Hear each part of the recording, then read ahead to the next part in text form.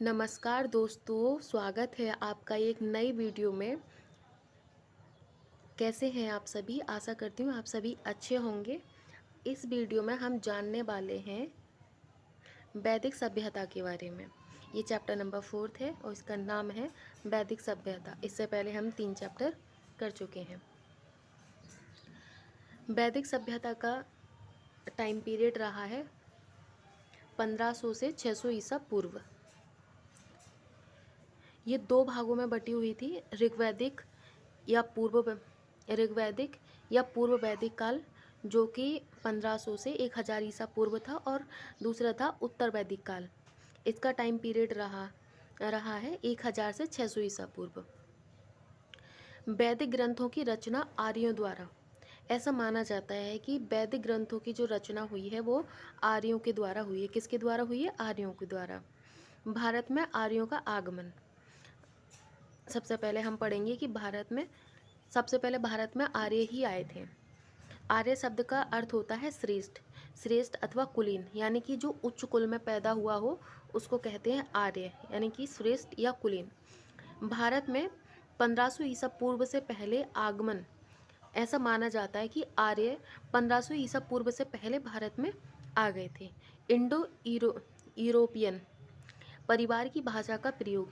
ये कौन सी भाषा का प्रयोग करते थे? इंडो यूरोपियन भाषा का प्रयोग करते थे। सप्त सैंधव प्रदेश में निवास, और इनका जो निवास स्थान था वो था सप्त सैंधव प्रदेश, वहाँ ये रहते थे। इसमें आ जाते हैं आपका सिंधु, झेलम, चिनाब, ये नदियाँ यहाँ पे आ जाती हैं। उस टाइम की ये नदियाँ हैं सिंधु, झेलम, चिनाब, व्यास, रावी, सतलज, सरस्वती। सबसे प्रमुख नदी थी उस समय में सिंधु नदी, और दूसरे नंबर की थी सरस्वती, जिसे नदी तमा भी कहते हैं, और सर्वश्रेष्ठ नदी सरस्वती को कहा गया है। अगर क्वेश्चन आता है कि सर्वश्रेष्ठ नदी किसे कहा गया वैदिक सभ्यता में, तो सरस्वती नदी को सर्वश्रेष्ठ नदी कहा गया है। और इसे इसके दूसरे नाम से कौन से नाम से जानते हैं? नदी तमा के नाम से। और अगर प्रमुख नदी के बारे में पूछता है कि वैदिक सभ्यता की सबसे प्रमुख नदी कौन सी है, तो वो है सिंधु। नेक्स्ट हमारा वैदिक साहित्य। वैदिक साहित्य में वेदों के संकलन के कारण वैदिक सभ्यता नाम, यानी कि वेदों का संकलन है, इसलिए इसे वैदिक सभ्यता कहते हैं। इसके संकलन करता है कृष्ण देवप्यान। इसके संकलन करता है कृष्ण द्वैपायन। वेदों के पृथक्करण और व्यास के कारण वेद व्यास भी कहते हैं। वैदिक साहित्य में 4 वेद हैं। वैदिक साहित्य में कितने वेद हैं? 4 4 वेद हैं। ब्राह्मण हैं, आरण्य हैं, उपनिषद हैं एवं वेदांग हैं। वेद धातु से बना अर्थ। वेद किससे बना हुआ है? कौन सी धातु से? वेद धातु से बना हुआ है। कई बार जैसे संधि विच्छेद में पूछ लिया जाता है, उसी तरीके से वेद कौन सी धातु से बना हुआ है? वेद धातु से। इसका अर्थ होता है जानना या ज्ञान। वेद का मतलब क्या होता है? जानना या ज्ञान। चारों वेदों को सम्मिलित रूप से संहिता कहते हैं, यानी कि जब चारों वेदों को मिला लिया जाता है तो उसको क्या कहते हैं? संहिता कहते हैं। अगर जैसे पूछ लिया जाए कि चारों वेद के शामिल होने को क्या कहेंगे या सम्मिलित होने को क्या बोलेंगे, तो उसे बोलेंगे संहिता। रचना देवताओं द्वारा, अतः अपरुष्यस की संज्ञा। इसकी रचना किसके द्वारा मानी जाती है? देवताओं के द्वारा। मानव द्वारा निर्मित नहीं है, ऐसा बोला जाता है। ऋग्वेद, सामवेद, यजुर्वेद शामिल रूप से वेद त्रय। अगर इन तीनों को मिलाया जाता है तो इन तीनों के सम्मिलित रूप को क्या बोलते हैं? वेद त्रय। ऋग्वेद को सबसे पुराना और बड़ा माना जाता है। ऋग्वेद को सबसे पुराना और सबसे बड़ा वेद माना जाता है। कई बार ये क्वेश्चन पूछा भी गया है कि सबसे पुराना वेद कौन सा है, तो हमारा आंसर क्या हो जाएगा? ऋग्वेद। तीसरा मंडल विश्वामित्र द्वारा रचित। ये किसके द्वारा रचित है? विश्वामित्र द्वारा। और इसका जो तीसरा मंडल है वो किसके लिए समर्पित है? सूर्य देवता के लिए। सावित्री को समर्पित गायत्री मंत्र, जिसमें 24 एवं 108 वर्ण हैं। नेक्स्ट आ जाता है नवे मंडल पे। नवे मंडल में देवता सोम का उल्लेख किया गया है, यानी कि जो नवा मंडल है उसके अंदर किसका उल्लेख किया गया है? वनस्पति के देवता का। 10वें मंडल में ये सबसे नवीन माना जाता है। इसमें वर्णित है पुरुष सूक्त 4 वर्णों का उल्लेख किया गया है। इसमें ब्राह्मण है जिसका उल्लेख 15 बार किया गया है, क्षत्रिय का 9 बार किया गया है और वैश्य का 1 बार किया गया और शूद्र का 1 बार किया गया है। कई बार एग्जाम में पूछा गया है कि ब्राह्मण, क्षत्रिय और वैश्य का कितनी बार प्रयोग हुआ है। तो ये ध्यान रखने वाली चीज़ है कि ब्राह्मण का 15 बार, क्षत्रिय का 9 बार और वैश्य का 1 बार और शूद्र का 1 बार। ऋग्वेद में अघन्य शब्द का उल्लेख किसके लिए किया गया है? गाय के लिए। कई बार ये वाला क्वेश्चन भी पूछा गया है कि अघन्य शब्द का यूज़ किसके लिए होता है? तो ये गाय के लिए होता है और इसे ये भी बोलते हैं अघन्य जिसे मारा ना जा सके, है ना। जिस ब्राह्मण ग्रंथ में ऐतरेय है और कौशितिकी।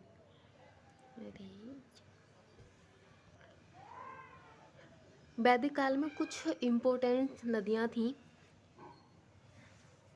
इनके कुछ प्राचीन नाम हैं और जो बदल के अब न्यू हो गए, जैसे नवीन नाम और प्राचीन नाम। तो विस्तृता इसे बोलते हैं इसे झेलम बोलते हैं। अस्कनी को चिनाब और परुष्णी को राबी, विपाशा को व्यास, शतुद्री को सतलज, गोमल को गोमती, कुंभा को काबुल और सरस्वती को घग्गर। कुछ पुराने ग्रंथ भी हैं जिन्हें जैन अवेस्ता द्वारा समकालीन ग्रंथ है। ईरान फारसी में उपखंड इनके अर्थ जैसे संहिता, मंत्र, ब्राह्मण अनुष्ठान और समारोह, यानी कि जो ब्राह्मण थे वो अनुष्ठान वगैरह करते थे, समारोह करते थे। और जो आरण्य को कहते हैं जंगल, तपस्या और जंगल मान सकते हैं। उपनिषद, वेदांत, इसमें दर्शन और आध्यात्म के बारे में बताया गया है। अब नेक्स्ट है कि ऋग्वेद में उल्लेखित प्रमुख शब्द, जैसे किसका कितनी बार यूज़ हुआ है। कई बार ये ऐसा क्वेश्चन भी बनता है कि इस शब्द का कितनी बार यूज़ वैदिक सभ्यता में किया गया है। तो ये क्या है? विष्णु 100 बार, इंद्र का 250 बार, अग्नि का 200 बार, वरुण वायुदेव का 30 बार और माता का 234 बार और पिता का 23 बार, गंगा का 1 बार, यमुना का 3 बार, पृथ्वी का 1 बार और राष्ट्र का 10 बार। अगला वेद है हमारा सामवेद। सामवेद का मतलब होता है गान। इसे भारतीय संगीत का प्राचीन पुस्तक भी माना जाता है। यज्ञों के अवसर पर गाए जाने वाले मंत्रों का संकलन सामवेद में ही है।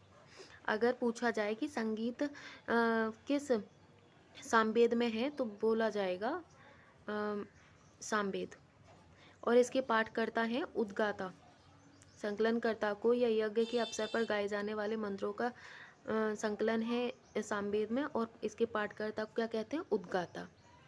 और इसका उपवेद है गंधर्व वेद। क्या है? गंधर्व वेद। 2 उपनिषद हैं, छंदोग्यो, या गलत हो गया, और कैन उपनिषद। ब्राह्मण ग्रंथ में पंचविश। नेक्स्ट है हमारा यजुर्वेद। यजु का मतलब होता है यज्ञ। यजु का मतलब क्या होता है? यज्ञ।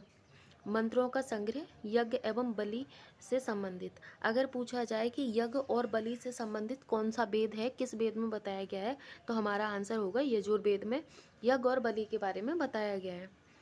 गद्य एवं पद में लिखित यज्ञ की विधियाँ। पाठकर्ता को कहते हैं अर्धवर्यु। क्या कहते हैं?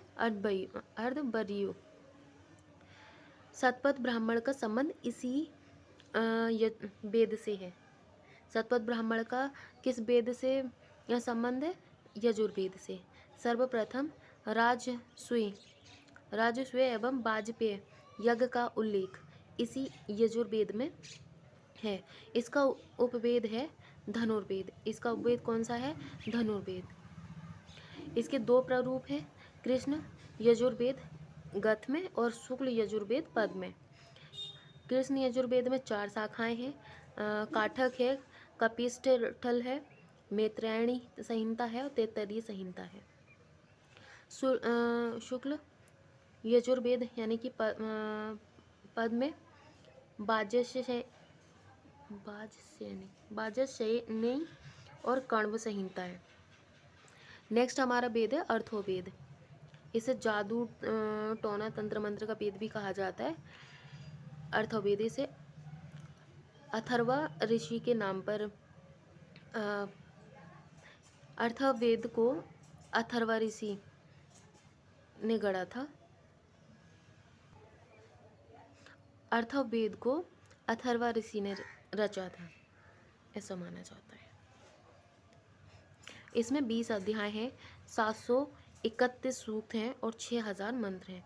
जादू टोना और तंत्र मंत्र अर्थोवेद में बताया गया है। कई बार ये वाला क्वेश्चन भी पूछा गया है कि जादू टोना और तंत्र मंत्र के बारे में किस वेद में बताया गया है, तो आंसर हो जाएगा अर्थोवेद में। और कई बार ऐसे भी पूछा जाता है कि अर्थोवेद में क्या बताया गया है, तो आप वहाँ पे लगा देंगे कि अर्थोवेद में जादू टोना का, अगर ऑप्शन में जादू टोना तंत्र मंत्र है तो उसे टिक कर देंगे। अगर औषधियों के बारे में भी आपका क्वेश्चन में पूछा जा रहा है या ऑप्शन दे रखा है तो आप औषधियों को भी टिक कर देंगे, क्योंकि औषधियाँ भी अर्थोवेद में बताया गया है औषधियों के बारे में।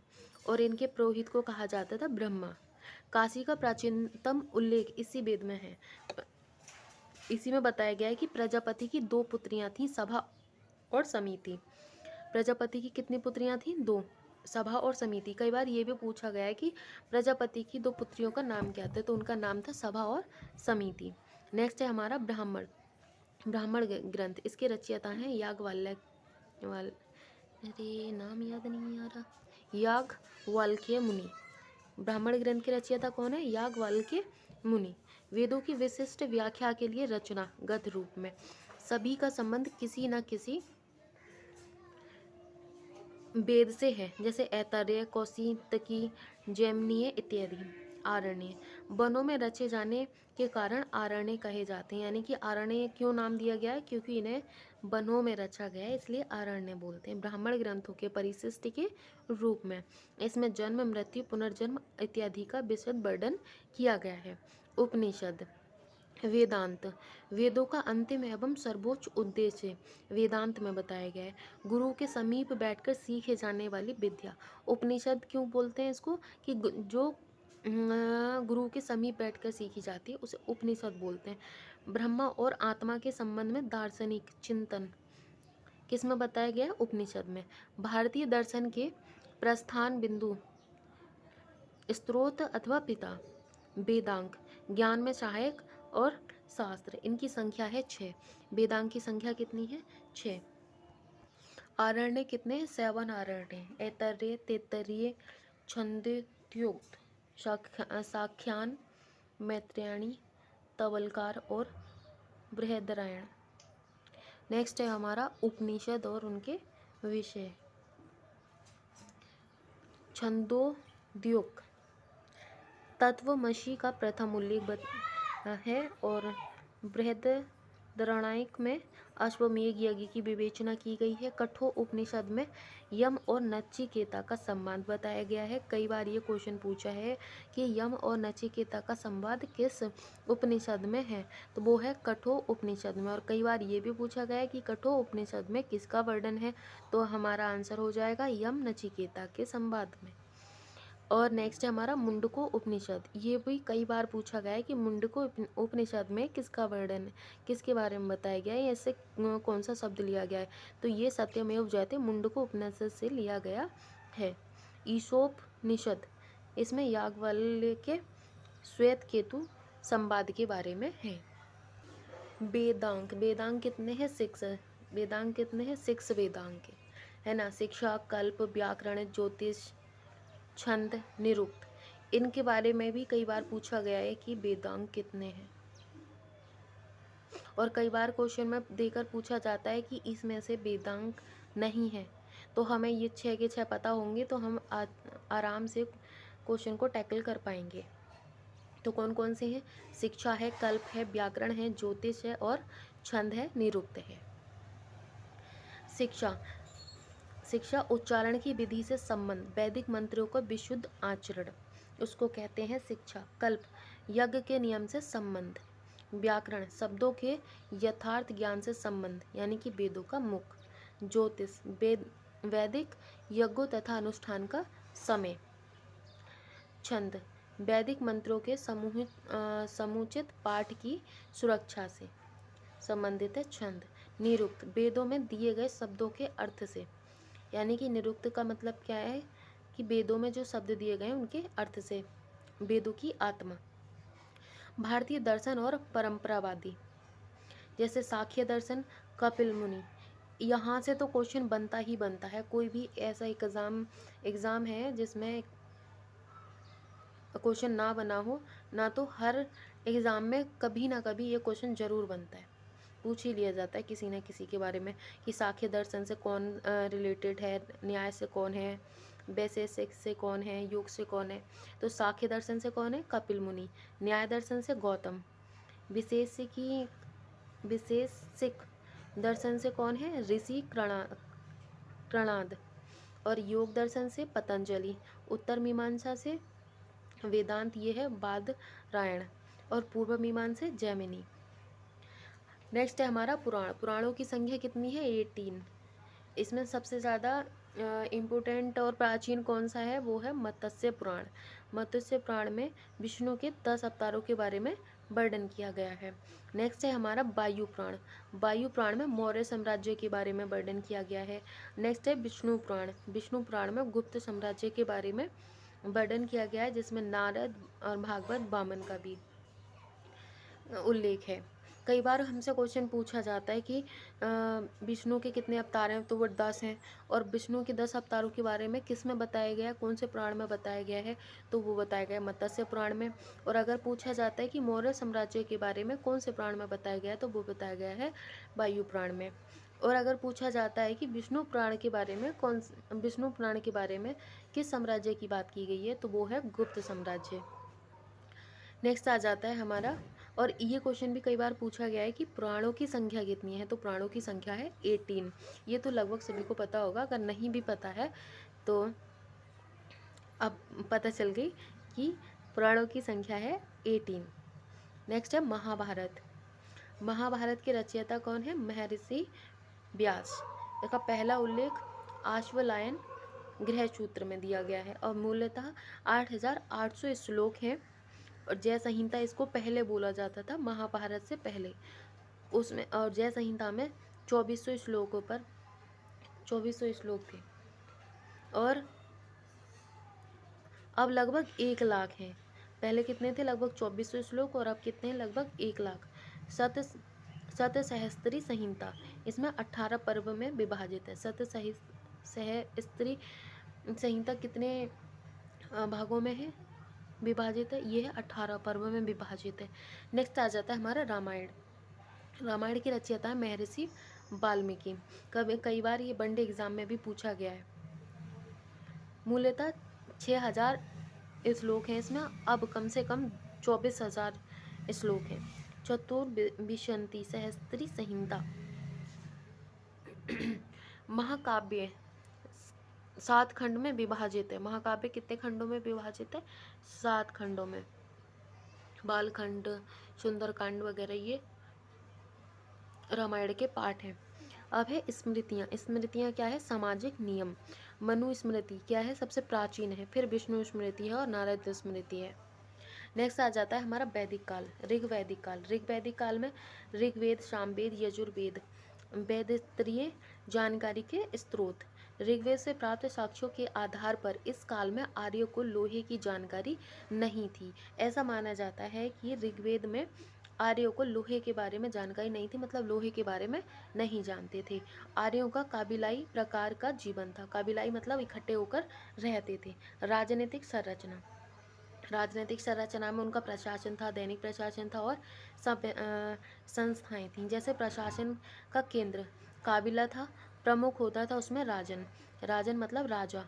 फिर होता था सरदार। वंशानुगत नहीं थे, अपनी काबिलियत के आधार पर इसमें लोगों को पोस्ट मिलती थी। दैनिक प्रशासन में अधिकारियों द्वारा राजा की सहायता। सबसे महत्वपूर्ण अधिकारी होता था पुरोहित। सबसे महत्वपूर्ण अधिकारी कौन होता था? पुरोहित अधिकारी, यानी कि गोमती से गोमत भी बोलते हैं, जो धनी व्यक्ति को भी बोला गया है। पुरोहित यानी कि विश्वामित्र और वरिष्ठ। ये विश्वामित्र कैसे थे, उदारवादी थे, और वशिष्ठ कैसे थे, रूढ़िवादी। अब आते हैं संस्था। संस्था कौन कौन सी थी, हमने पहले पढ़ा था कि प्रजापति की 2 बेटियां थी, कौन कौन थी, याद होगा, वो थी सभा और समिति। यही है संस्था, संस्थाएं। सभा यानी कि वृद्धों की संख्या, वृद्धजनों की संस्था, और समिति आमजनों की संस्था, है ना। सभा किसकी संस्था थी, वृद्धजनों की, और समिति आमजनों की। प्रतिभाग पुरुष और स्त्री, यानी कि इन संस्थाओं में, समितियों में दोनों लोग वो भाग लेते थे, स्त्री और पुरुष। राजा का चुनाव, विधित प्रतिभाग पुरुष और स्त्री दोनों ही इसमें भाग लेते थे। अब हम पढ़ेंगे सामाजिक जीवन के बारे में। सामाजिक स्थिति, काम के आधार पर वर्गीकरण था। पुरोहित यज्ञ अनुष्ठान का कार्य करते थे। जन शब्द का उल्लेख लगभग 275 बार इसमें किया गया है। दूसरा महत्वपूर्ण शब्द है बिस, और बिस बिस के प्रमुख को कहते थे बिस्पति। इसका उल्लेख हुआ है 170 बार। और ऋग्वैदिक वर्ग बटा हुआ था, पुरोहित में, आम जनता में और योद्धा में। इसकी सामाजिक स्थिति के बारे में बात करें तो ये पितृसत्तात्मक था। यहाँ की जो सभ्यता थी, मतलब कि अगर पितृसत्तात्मक परिवार, बहुपति प्रथा प्रचलित थी, यानी कि एक पत्नी कई सारे पति रख सकती थी। बहुपति प्रथा, गड़बड़ हो गया,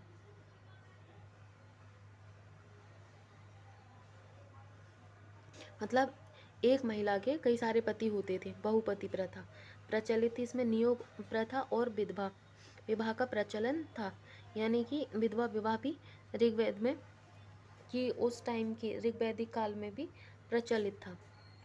बाल विवाह का प्रचलन उस समय नहीं था।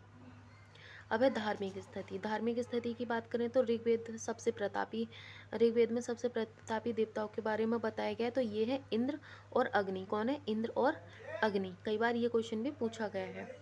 पुरंदर अर्थात किलों को तोड़ने वाला, इंद्र को क्या बोला गया है, पुरंदर अर्थात किलों को तोड़ने वाला। आर्यों का युद्ध का देवता। अग्नि दूसरा स्थान है अग्नि का, मानव और देवताओं के बीच में मध्यस्थता, यानी कि ये मध्यस्थता की कड़ी के रूप में काम करते थे। कौन करते थे, अग्नि, मानव और देवताओं के बीच में। आर्थिक स्थिति कैसी थी इनकी, आर्थिक स्थिति की बात करें तो कृषि का ज्ञान इन्हें था, पशुचारण था, कृषि का कार्य करते थे। युद्ध का पर्याय, गविष्टि, गाय का अन्वेषण सबसे उत्तम धन था इनका। ऋग्वेद में माना गया है कि गाय ही इनका सबसे सर्वोत्तम धन था।